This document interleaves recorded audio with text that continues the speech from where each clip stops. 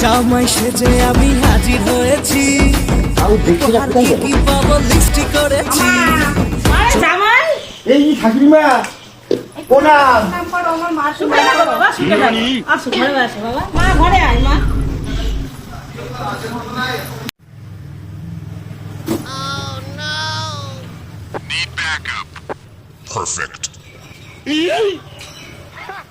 শাশুড়িমা একটা কথা বলবো?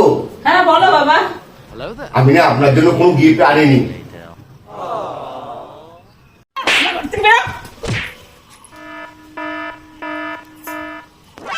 একদম বাড়িতে ঢুকি না মা তুই চিন্তা করিস না আমি তোর জন্য একটা ভালো ছেলে দেখবো সরকারি চাকরি হবে হ্যাঁ ভালো ভালো গিফট আনবে ভালো ভালো সামগ্রী আনবে আমাদের জন্য চলো ঘরে চলো